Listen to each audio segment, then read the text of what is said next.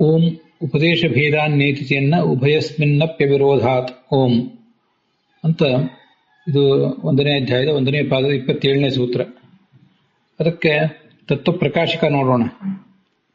ಪದ್ಮನಾಭ ತೀರ್ಥರಾಗಲಿ ಮತ್ತೆ ತ್ರಿವಿಕ್ರಮ ಪಂಡಿತ ಆಗಲಿ ಅದಕ್ಕೆ ಹೆಚ್ಚೇನು ಹೇಳಿಲ್ಲ.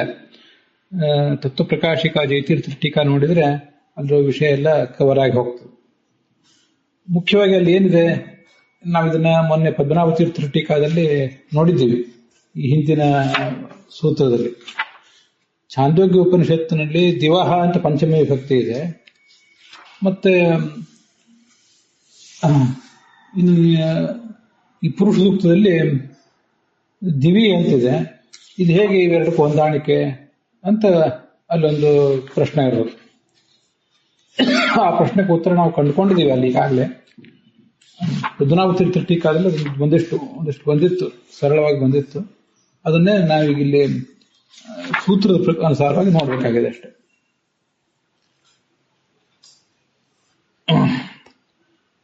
ನೋಡಿ, ಉಕ್ತಂ ಆಕ್ಷಿಪ್ಯ ಸಮಾದದತ್ ಸೂತ್ರಂ ಉಪನ್ಯಸ್ಯ ಆಕ್ಷೇಪಾಂಶಂ ತಾವದ್ ವ್ಯಾಚಷ್ಟೆ. ಈ ಹಿಂದೆ ನಾವು ನಮ್ಮ ಅಭಿಪ್ರಾಯವನ್ನು ಸಮರ್ಥನೆ ಮಾಡಿದ್ವಿ. ಗಾಯತ್ರಿ ಶಬ್ದ ವಾಚ್ಯನಾದವನು, ಜ್ಯೋತಿಷ್ ಶಬ್ದ, ತೇಜಸ್ ಶಬ್ದ ಇತ್ಯಾದಿ ಶಬ್ದದಿಂದ ವಾಚ್ಯನಾದವನು ಭಗವಂತ ಅಂತ ನಾವು ಸಮರ್ಥನೆ ಮಾಡಿದ್ವಿ.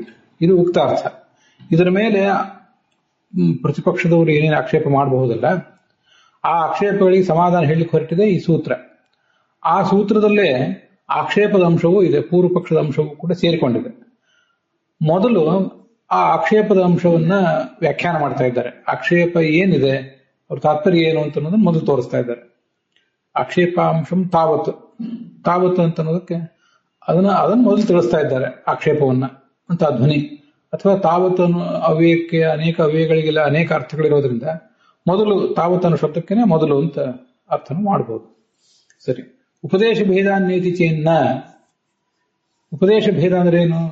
ಹಿಂದೆ ವ್ಯಪದೇಶ ಅಂತ ಏನ್ ಬಂತಲ್ಲ, ಆ ವ್ಯಪದೇಶವೇ ಉಪದೇಶ ಅಷ್ಟೇ, ಬೇರೆ ಏನಲ್ಲ. ಅದು ವರ್ಣನೆ ಅಂತ ಅರ್ಥ.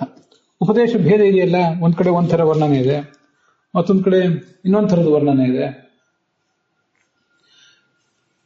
ಪುರುಷ ಸೂಕ್ತದಲ್ಲಿ ದಿವಿ ಅಂತನೋ, ಛಾಂದೋಗ್ಯ ಉಪನಿಷತ್ತಿನಲ್ಲಿ ದಿವಹ ಅಂತನೋ, ಹೀಗೆ ಸಪ್ತಮಿ ವಿಭಕ್ತಿ ಮತ್ತು ಪಂಚಮಿ ವಿಭಕ್ತಿಗಳ ವರ್ಣನೆ ಇದೆ. ಅದೆರಡೂ ಒಂದಲ್ಲ ಅಂತ ಪ್ರಶ್ನದ ಸಾರ. ಈ ಹಿಂದೆ ಗಾಯತ್ರಿ ಮತ್ತು ಜ್ಯೋತಿ ಇವೆರಡೂ ಕೂಡ ವಿಷ್ಣುವೇ ಅಂತ ನೀವು ಹೇಳಿದ್ರಿ. ನೀವು ಹೇಳಿದ್ದು ಹಿಂದೆ ನಮಗೆ ಗೊತ್ತಾಯ್ತು. ಆದ್ರೆ ಇದೆಲ್ಲ ಸರಿ ಆಗ್ತಿತ್ತು ಯಾವಾಗ ಅಂದ್ರೆ,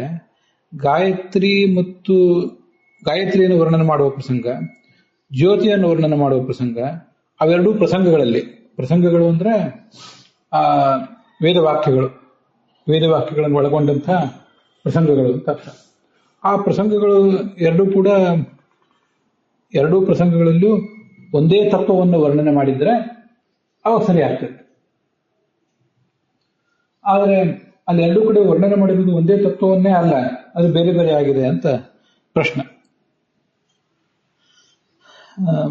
ತ್ರಿಪಾದಸ್ಯಾಮೃತಂ ದಿವಿ ಇತಿ ಗಾಯತ್ರ್ಯಾಹ ದ್ಯುಸ್ಥಿತತ್ವ ಉಕ್ತ್ಯ.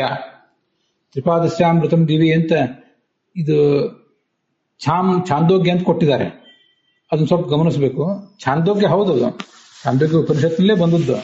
ಆದರೆ ಛಾಂದೋಗ್ಯ ಉಪನಿಷತ್ತು ಶಾಖಾಂತರದಲ್ಲಿ ಬಂದಿರುವುದನ್ನು ಕೋಟ್ ಮಾಡಿದ್ದು. ಛಾಮ್ ಅಂತ ಹೇಳುವಾಗ ನಾವು ಸ್ವಲ್ಪ ಗಮನ ಇರಬೇಕು ಅಷ್ಟೇ. ನಾನು ಅದನ್ನು ಪುರುಷ ಸೂಕ್ತ ಅಂತ ಹೇಳಲಿಕ್ಕೆ ಅದು ಕಾರಣ. ಋಗ್ವೇದದ ಪುರುಷ ಸೂಕ್ತ ಅಥವಾ ಸಾಮವೇದದ ಪುರುಷ ಸೂಕ್ತ ಎಲ್ಲೇ ಇರಲಿ, ಅಂತೂ ತ್ರಿಪಾದಸ್ಯಾಮೃತಂ ದಿವಿ ಅಸ್ಯ, ಈ ಭಗವಂತನ ಅಮೃತಂ ನಾಶರಹಿತವಾದ ತ್ರಿಪಾತ್, ಈ ವೈಕುಂಠ, ನಾರಾಯಣ, ವಾಸುದೇವ ಎಂಬ ಈ ಹೆಸರಿನ ತ್ರಿಪಾತ್. ನಾನು ಹೆಸರು ಹೇಳೋ ಸ್ವಲ್ಪ ವ್ಯತ್ಯಾಸ ಮಾಡಿರ್ಬೋದು, ಅದನ್ನು ನೀವು ಹಿಂದೆ ನೋಡ್ಕೋಬೇಕು. ಮೊನ್ನೆ ಭಾಷ್ಯ ದೀಪಿಕಾದ ಆಧಾರವಾಗಿ ಅದನ್ನು ಹೇಳಿದ್ದೆ. ತ್ರಿಪಾತ್, ಈ 3 ರೂಪಗಳ ಸಮುದಾಯವು ದ್ವಿಲೋಕದಲ್ಲಿದೆ ಎಂಬುದಾಗಿ ದ್ಯುಸ್ಥಿತತ್ವವನ್ನು ಪ್ರತಿಪಾದನೆ ಮಾಡಿದ್ದಾರೆ ಪುರುಷ ಸೂಕ್ತದಲ್ಲಿ. ಆದರೆ ಪರೋದಿವಹ ಐತಿ, ಈ ಪರೋದಿವಹ ಅಂತ ಇದು ಛಾಂದೋಗ್ಯ ಉಪನಿಷತ್ತಿಂದ ನೇರವಾದ ಮಾತು.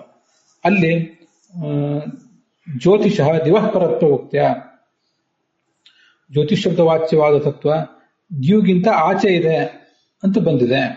ಆದ್ರಿಂದ ಪರತ್ವ ಉಕ್ತ್ಯ ವಿರೋಧಾತ್, ಹೀಗೆ ಎರಡೂ ಕಡೆ ಕೂಡ ಉಪದೇಶ ಅನ್ನುವುದು ಭಿನ್ನವಾಗಿದೆ. ಉಪದೇಶ ಅಂದ್ರೆ ವ್ಯಪದೇಶ ಅಂದ್ರೆ ಒಂದೇ ಅರ್ಥ. ವ್ಯಪದೇಶ ಅಂದ್ರೆ ವರ್ಣನೆ, ಉಪದೇಶ ಅಂದ್ರೆ ವರ್ಣನೆ. ಉಪದೇಶ ಅಂದ್ರೆ ಪರಮಾತ್ಮ ಸೃಷ್ಟಿಯ ಆರಂಭದಲ್ಲಿ ಈ ಎಲ್ಲ ವೇದ ಭಾಗಗಳನ್ನ ಚತುರ್ಮುಖ ಬ್ರಹ್ಮನಿಗೆ, ಲಕ್ಷ್ಮೀದೇವಿಗೆ, ಇವರೆಲ್ಲರಿಗೂ ಕೂಡ ಏನು ಉಪದೇಶ ಮಾಡಿದ್ದಾನೆ, ಉಪದೇಶ ರೂಪವಾದ ವರ್ಣನೆ ಇದೆ, ಅದೇ ಭಿನ್ನವಾಗಿದೆಯಲ್ವಾ ಅಂತ ಪ್ರಶ್ನೆ. ಪರಮಾತ್ಮ ಉಪದೇಶ ಮಾಡಿದ್ದೇ ಬೇರೆ ಆಗಿದೆ, ನೀವೇನೋ ಬೇರೆ ಹೇಳ್ತಿದ್ದೀರಲ್ಲ ಅಂತ ಧ್ವನಿ. ಇತಿ ಜ್ಯೋತಿಷ ದಿವಪರತ್ಯೋಕ್ತ್ಯ ವಿರೋಧಾತ್ ನ ಏಕಂ ವಸ್ತು ಅತ್ರ ಉಚ್ಯತೆ.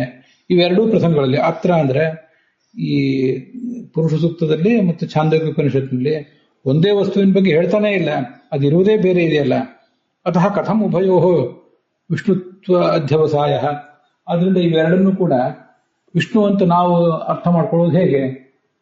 ನೀವು ಪುರುಷ ಸೂಕ್ತ ಮತ್ತೆ ಛಾಂದೋಗ್ಯ ಉಪನಿಷತ್ತು ಮತ್ತೆ ಯಜ್ಞೋವೈ ವಿಷ್ಣು, ವಿಷ್ಣು ಸಹಸ್ರನಾಮ ಇತ್ಯಾದಿಗಳೆಲ್ಲವನ್ನು ಸೇರಿಸಿ ಅದರ ಮತಿತಾರ್ಥ ವಿಷ್ಣು ಅಂತ ನೀವು ಹೇಳಿದ್ರಿ, ನಾವು ಅದನ್ನು ಹೇಗೆ ನಂಬುವುದು ಅಂತ ಹೀಗೊಂದು ಪ್ರಶ್ನೆ ನಮ್ಮೆದುರಿಗೆ ಬಂದಿರ್ತದೆ.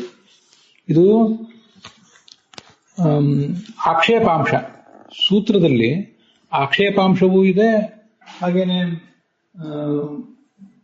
ಸಮಾಧಾನದ ಅಂಶವೂ ಇದೆ. ಇತಿ ಚೇನ್ನ ಅಂತ ಅದೇ ಆಕ್ಷೇಪವನ್ನು ಅನುವಾದ ಮಾಡಿಕೊಂಡಿದೆ. ಈಗ ನಾವು ಇಲ್ಲಿವರೆಗೆ ತೋರಿಸಿದ್ದು ಆಕ್ಷೇಪದ ಅಂಶವಾಯಿತು. ಇನ್ನು ಮುಂದೆ ನಾವು ತೋರಿಸ್ತಿರುವುದು ಸಮಾಧಾನದ ಅಂಶ. ಸಿದ್ಧಾಂತಯತ್ ಸೂತ್ರಾಂಶಂ, ಸಿದ್ಧಾಂತವನ್ನು ಹೇಳುವ ಸೂತ್ರ, ಆ ಸೂತ್ರದ ಅಂಶವನ್ನ ವ್ಯಾಖ್ಯಾನ ಮಾಡ್ತಾ ಇದ್ದಾರೆ ನ ಅಂತ ಹೇಳಿ. ಇತಿ ಚೇನ್ನ ಸೂತ್ರದಲ್ಲೂ ಹಾಗೆ ಇದೆ. ಉಭಯಸ್ಮಿನ್ನಪಿ ಅವಿರೋಧಾತ್, ಎರಡರಲ್ಲಿಯೂ ಕೂಡ ಎರಡೂ ಹೇಳಿಕೆಗಳಿಗೂ ಯಾವುದೇ ವ್ಯತ್ಯಾಸ ಇಲ್ಲ.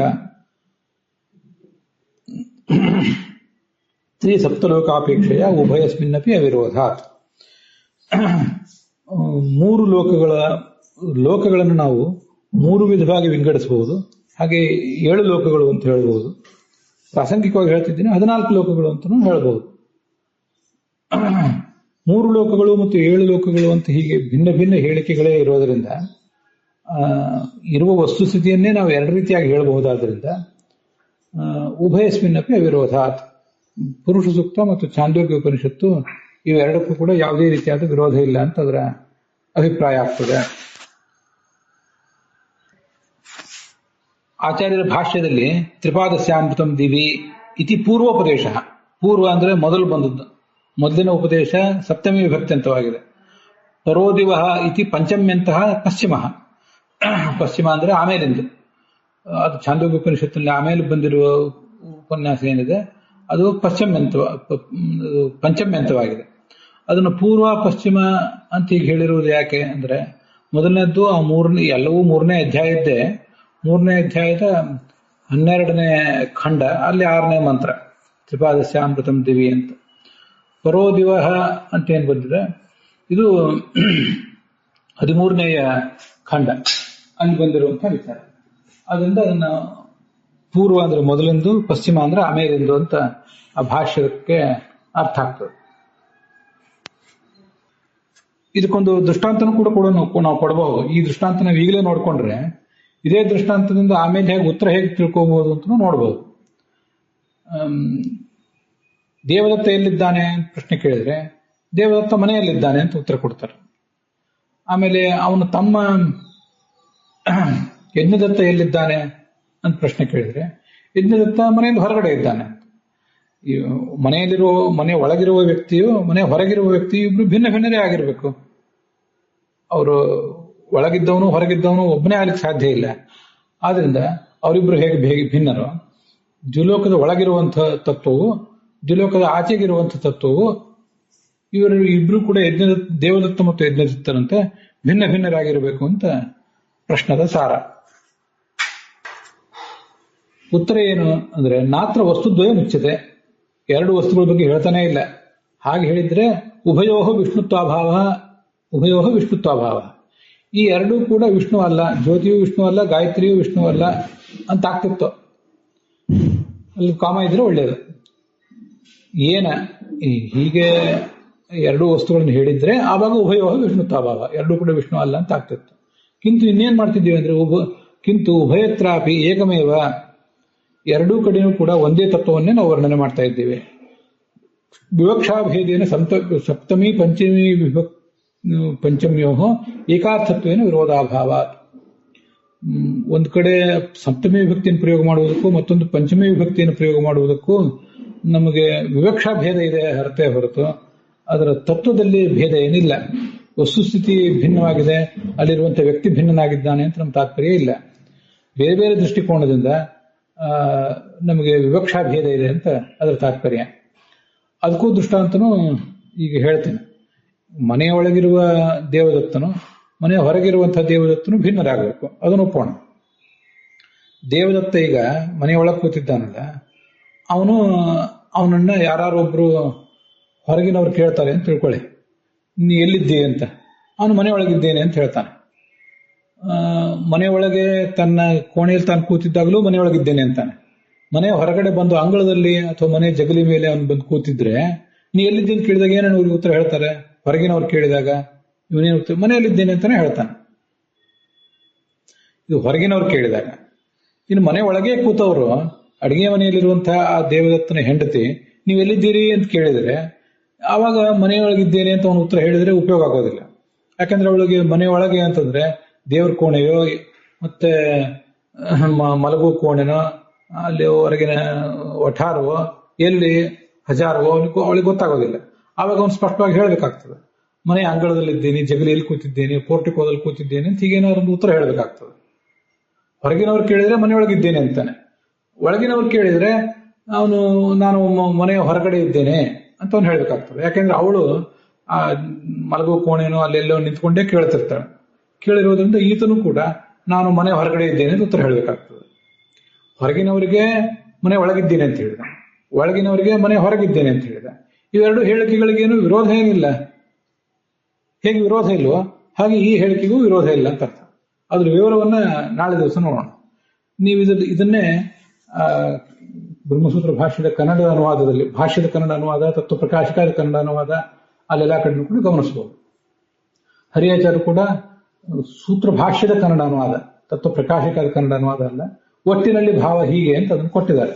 ಮನೆಯೊಬ್ಬ ಜಗಲಿಯಲ್ಲಿ ಕೂತಿದ್ರೆ ಅವನು ಮನೇಲಿ ಇದ್ದಾನೆ ಅಂತಲೂ ಹೇಳ್ಬೋದು, ಹೊರಗಿದ್ದಾನೆ ಅಂತಲೂ ಹೇಳ್ಬೋದು.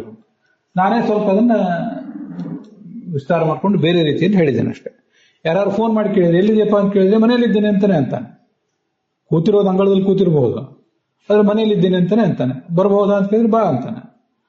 ಹೆಂಡತಿ ಕೇಳಿದ್ರೆ ಅಂಗಳದಲ್ಲಿ ಇದ್ದೇನೆ ಅಂತ ಹೇಳ್ಬೇಕಾಗ್ತದೆ. ಹೀಗೆ ಬೇರೆ ಬೇರೆ ಥರದ ಹೇಳಿಕೆಗಳು ಅಂತ ಅದ್ರ ತಾತ್ಪರ್ಯ. ಹೇಳಿಕೆಗಳು ಬೇರೆ ಬೇರೆ, ವಸ್ತುಸ್ಥಿತಿ ಒಂದೇ. ಅಲ್ಲಿಗೆ ಇವತ್ತಿನ ಈ ಭಾಗ ಸಮಾಪ್ತ ಆಗಿದೆ.